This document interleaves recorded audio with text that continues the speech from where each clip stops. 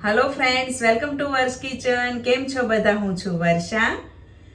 તમે જો હજુ સુધી ચેનલ પર નવા છો અને ચેનલને સબસ્ક્રાઇબ નથી કરી અને તમને જો મારી રેસીપી ગમતી હોય તો વધારે સુપર હેલ્ધી, ટેસ્ટી અને ઇઝી રેસીપીઝ જોવા માટે મારી યુટ્યુબ ચેનલ વર્ષ કિચનને સબસ્ક્રાઇબ કરજો અને સાથે જ બાજુમાં આપેલા બેલ આઇકન પર ક્લિક કરજો જેથી તમને આવતા નવા વિડીયોઝની નોટિફિકેશન મળતી રહે।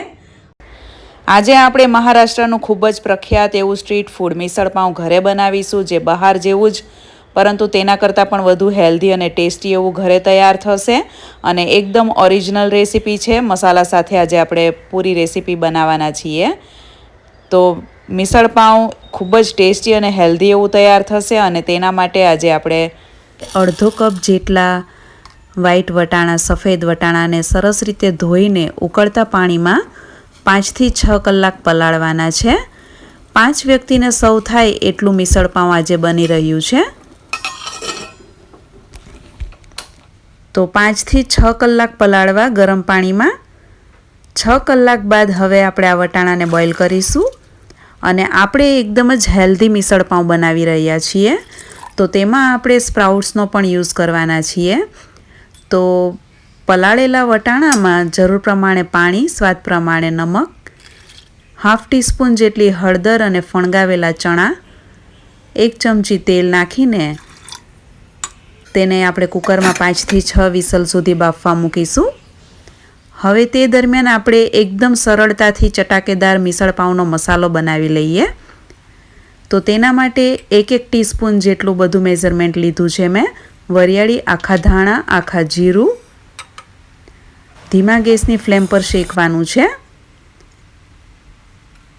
1 ટુકડો તજનો, 3 લવિંગ, 4 થી 5 દાણા મરીના અને જે ફૂલચક્રી હોય છે તેનો 1 પાંખડી 1 ભાગ એટલો નાખવાનો છે, કેમ કે ફૂલચક્રી બાદિયાનો ટેસ્ટ એકદમ સ્ટ્રોંગ હોય છે। તો આપણે માત્ર તેનું 1 પાંદડા જેટલો જ ઉપયોગ કરીશું। 1 ટેબલ સ્પૂન જેટલા તલ, 2 કાશ્મીરી મરચાં, મીડિયમ સ્પાઇસી મરચાં લેવાના છે। બેડગી મરચાં અથવા તો કાશ્મીરી મરચાં લેવા, એનાથી મિસળ પાઉંમાં કલર અને સ્વાદ ખૂબ જ સરસ આવશે। 1 ટીસ્પૂન જેટલું ખસખસ લેવું। ખસખસ મિસળ પાઉંમાં હોય જ છે। 5 થી 6 લીમડાના પાન। લીમડાના પાન અને આ બધા મસાલાથી સ્વાદ અને સુગંધ બહુ જ સરસ આવે છે। સાથે જ તેમાં 7 થી 8 કળી લસણ, 3 નાના ટુકડા આદુના નાખવા અને આ બધું જ આછું ગુલાબી રંગનું ધીમા ગેસની ફ્લેમ પર શેકવાનું છે અને શેકાવાની સુગંધ પણ એકદમ સરસ અત્યારે આવી રહી છે। આ રીતે આદુ લસણ પણ સાથે શેકશો એટલે જે ટેસ્ટ મસાલાનો આવશે, જે તમે માર્કેટમાંથી રેડીમેડ મસાલો લાવતા હો છો એના કરતાં પણ સરસ આવશે। તો મસાલો શેકીને તેને થોડો ઠંડો પાડ્યા બાદ મિક્સરમાં ક્રશ કરી લેવાનો છે, અધકચરો વાટવો। હવે તેમાં મેં કોપરું શેકવામાં નહોતું નાખ્યું, તો અત્યારે 2 ટીસ્પૂન જેટલું કોપરાનું બૂરું, સૂકું કોપરાનું બૂરું યુઝ કરવાનું છે। જનરલી દરેકના ઘરમાં દરેક પ્રકારના ગરમ મસાલા અવેલેબલ નથી હોતા, જેમ કે દગડફૂલ, જાવંત્રી એ ટાઈપના મસાલા। તો આપણે તેની જગ્યાએ અત્યારે 1 ટીસ્પૂન જેટલો પાઉંભાજીનો મસાલો એડ કરી દઈશું। તમે આમાં કોઈ પણ પ્રકારનો ગરમ મસાલો એડ કરી શકો અને મિક્સરમાં એકવાર ચર્ન કરી લેવું। તો આપણો આ મિસળ પાઉંનો મિસળ મસાલો એકદમ જોરદાર મસાલો તૈયાર છે અને સુગંધ પણ તેમાંથી ખૂબ જ સરસ આવી રહી છે। અને એક સાઈડ અત્યારે આપણા વટાણા અને ચણા બંને સરસ બફાઈ ગયા છે। ચણા મેં 1/3 કપ લીધા હતા, તો એટલા જ મેઝરમેન્ટથી આપણે 1/3 કપ જેટલા ફણગાવેલા મગ અને મઠ બંને નાખીશું। થોડું પાણી નાખીને મીડિયમ ગેસની ફ્લેમ પર 5 થી 6 મિનિટ સુધી બફાવા દેવાનું છે અને મગ અને મઠ વધારે પડતા બફાઈ ન જાય તેનું ખાસ ધ્યાન રાખવું। તો તરત જ 6 થી 7 મિનિટ બાદ કુકરમાંથી હવા કાઢીને ચેક કરી લેવું એકવાર। તો એકદમ સરસ કડક થોડો દાણો છે અને બફાઈ પણ ગયો છે। તો આ રીતે બધું બફાઈ જવું જોઈએ। અને આજે આપણે ટ્રેડિશનલી એકદમ જૂની રીતે મિસળ પાઉં બનાવી રહ્યા છીએ। તો તેમાં મિક્સ કઠોળ હોય છે ફણગાવેલા। તો એક પેનમાં 4 ટેબલસ્પૂન જેટલું તેલ ગરમ કરવા મૂકીને તેમાં હાફ ટીસ્પૂન જેટલું રાઈ અને જીરું નાખવા વઘારમાં।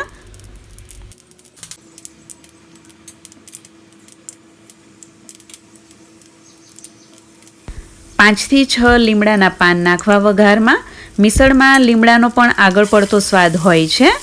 હાફ ટીસ્પૂન જેટલી હિંગ નાખવી અને એક ડુંગળી મીડિયમ બારીક સમારેલી એડ કરવી અને સરસ રીતે સાંતળવાનું છે સ્લો ગેસની ફ્લેમ પર.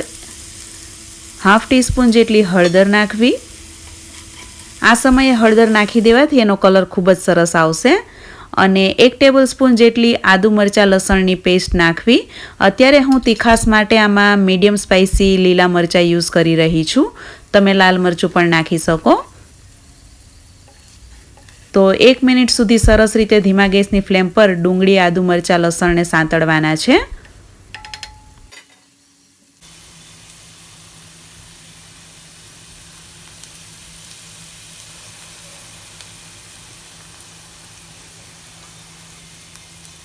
તેલ ઉપર આવી જાય અને સરસ શેકાવાની સુગંધ આવવા માંડે એટલે તેમાં 1 મોટું ટામેટું બારીક કટ કરીને એડ કરવું અને તેને પણ ધીમા ગેસની ફ્લેમ પર અડધી મિનિટ સુધી સાંતળવાનું છે.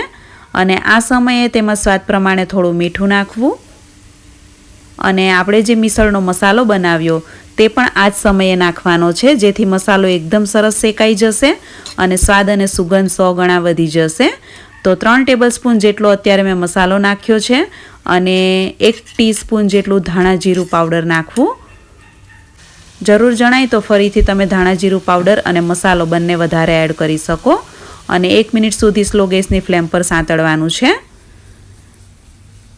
તો એકદમ સરસ સંતળાઈ ગયો છે, મસાલાની સુગંધ પણ સરસ આવી રહી છે અને ટામેટાને આ રીતે થોડા મેશ કરીને તેમાં અડધો ગ્લાસ જેટલું પાણી નાખવું અને મીડિયમ ગેસની ફ્લેમ પર તેલ ઉપર આવી જાય ત્યાં સુધી તેને કૂક કરવાનું છે.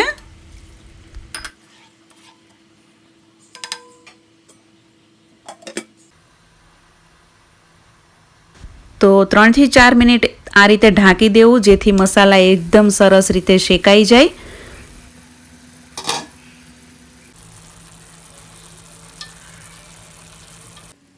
હવે આપણે મિસળનો અસલ કલર અને સ્વાદ વધે તેના માટે 2 ટેબલસ્પૂન જેટલું કાશ્મીરી લાલ મરચું પાવડર નાખીશું. તીખાસ માટે મેં લીલા મરચાં લીધા હતા, તો અત્યારે હું કાશ્મીરી લાલ મરચું પાવડર નાખી રહી છું. તમે તમારા ટેસ્ટ પ્રમાણે તીખાસ વધારે ઓછી લઈ શકો અને જો તમે વધારે હેલ્થ કોન્શિયસ હો તો માત્ર 2 ચમચી તેલમાં પણ આ મિસળ બનાવશો તો પણ તે એટલું જ ટેસ્ટી બનશે. તો લાલ મરચું નાખ્યા બાદ જરા તેલ ઉપર આવી જાય ત્યાં સુધી સાંતળવું અને ગેસની ફ્લેમ થોડી સ્લો જ રાખવી, જેથી મસાલા બળી ના જાય. અને હવે આ સમયે તેમાં અડધોથી પોણો ગ્લાસ જેટલું પાણી નાખીને તેને આપણે ફરીથી 4 થી 5 મિનિટ સુધી ઢાંકીને મીડિયમ ગેસની ફ્લેમ પર કૂક થવા દેશું, જેથી તેલ બધું ઉપર આવી જશે. અને અત્યારે એટલી બધી સરસ સુગંધ આવી રહી છે આખા કિચનમાં કે ઘરમાં કોઈ એન્ટ્રી મારે તો ખબર પડી જ જાય કે આજે ઘરમાં મિસળ બની રહ્યું છે. એટલી સરસ સુગંધ આવી રહી છે. તો હવે આ સમયે તેમાં થોડી કોથમીર પણ એડ કરવાની છે અને કોથમીર આમાં સાથે ઉકળશે એટલે કોથમીરનો પણ સ્વાદ અને સુગંધ આવશે.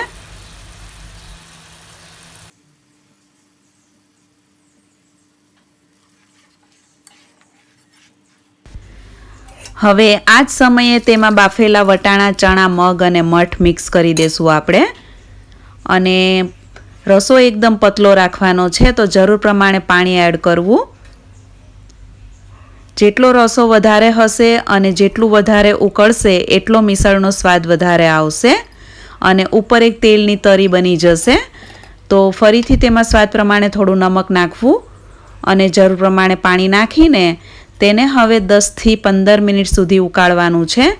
આખા મિસળને પહેલેથી આપણે વઘાર કર્યો ત્યારથી અત્યાર સુધીમાં ટોટલ 25 મિનિટ જેટલો ઉકળતા કૂક થતા ટાઈમ લાગશે. તો એકદમ સરસ ઉકળી રહ્યું છે અત્યારે મીડિયમ ગેસની ફ્લેમ પર અને હવે તેને મીડિયમથી થોડી સ્લો ફ્લેમ કરીને ઢાંકીને 10 થી 12 મિનિટ સુધી ઉકાળવાનું છે. ટોટલ કુકિંગ ટાઈમ છે 25 મિનિટ. 25 મિનિટમાં આપણું આખું મિસળ તૈયાર થઈ જશે. તો અત્યારે એકદમ સરસ ઉકળી ગયું છે અને તેલ પણ બધું ઉપર આવી ગયું છે. અને તેલ પણ જોઈ શકો છો તમે, એક તરી ઉપર બની ગઈ છે અને રસો પણ એકદમ પરફેક્ટ રહ્યો છે. પતલો રસો રાખશો તો ઉપરથી તમે જ્યારે ચવાણું મિક્સ કરશો તો એ સોક થશે રસો તેમાં, અને તેમ છતાં પણ રસો શોષાઈ નહીં જાય, અને મિસળમાં રસો હોય તો જ ખાવાની મજા આવે છે. તો હવે આપણે ગેસ બંધ કરીને ઢાંકીને તેને 10 મિનિટ રહેવા દેશું, જેથી આખું તેલ બધું જ ઉપર આવી જશે. એકદમ તરી અલગ રીતે તૈયાર થઈ જશે. ઉપરથી એક લેયર બની જાય છે તરીનું આ રીતે. તો હવે તેમાં ઉપરથી કોથમીર નાખીને 10 મિનિટ બાદ આપણે તેને ફરીથી 5 મિનિટ ગરમ કરીને સર્વ કરીશું. જોઈ શકો છો તમે તેલની તરી આખી અલગ થઈ ગઈ છે. તો આ તરી અલગ પાડવાનું કારણ એ જ છે કે તમે સર્વ કરતી વખતે તરી અને મિસળનો જે સ્પ્રાઉટ્સ છે તે બંને સર્વ કરી શકો, અને અલગથી કોઈ તરી બનાવવાની જરૂર નથી પડતી. તો આપણે સાથે નમકીન તીખું ચવાણું, ડુંગળી, લીંબુ અને સાદા પાઉંની સાથે સર્વ કરીશું. તો પહેલાં તમે આમાં કઠોળ જેટલું વધારે લઈ શકો એટલું 2 ચમચા જેટલું કઠોળ સર્વ કરવું, અને સાથે ઉપરથી તરી લઈને સર્વ કરવી. આ તરીમાં જ બધો ટેસ્ટ હોય છે. અને ઉપરથી આ નમકીન ચવાણું છે તે સર્વ કરવું. ઉપરથી બારીક સમારેલી ડુંગળી નાખવી. તો આજે આપણે એકદમ ઓથેન્ટિક ટ્રેડિશનલ રેસીપીથી મિસળ પાઉં બનાવ્યું છે, અને આ મિસળ પાઉંને આપણે ઉપરથી લીંબુનો રસ અને કોથમીર નાખીને સર્વ કરીશું, અને તેને સાદા પાઉં સાથે જ ખાવામાં આવે છે. તો અત્યારે આપણે સાદા પાઉં સાથે સર્વ કરી રહ્યા છીએ, અને ટેસ્ટમાં એકદમ ચટાકેદાર બન્યું છે. અઢળક પ્રોટીન, વિટામિન્સ અને ફાઇબરથી ભરપૂર છે, અને ઘરે બનાવેલું હોવાથી તે એકદમ ચોખ્ખું અને એકદમ ટેસ્ટી અને હેલ્ધી છે. તો તમે ચોક્કસ આ રીતે એક વખત બનાવીને ટ્રાય કરજો, અને બનાવ્યા પછી કેવું બને છે તે મને કમેન્ટ્સમાં જરૂરથી જણાવજો. તમારામાંથી કોને કોને મિસળ પાઉં ખૂબ જ ભાવે છે તે લોકો પણ મને કમેન્ટ્સમાં જરૂરથી જણાવે. તમે આજનો આ વિડીયો કયા શહેરમાંથી જોઈ રહ્યા છો, અને તમે મિસળ પાઉં કઈ જગ્યાએ ખાવાનું વધુ પસંદ કરો છો તે મને કમેન્ટ્સમાં જરૂરથી જણાવજો. તમને જો આજની આ રેસીપી ગમી હોય તો વિડીયોને લાઇક અને શેર કરજો, અને ચેનલને સબસ્ક્રાઈબ કરજો. Thanks for watching and stay healthy.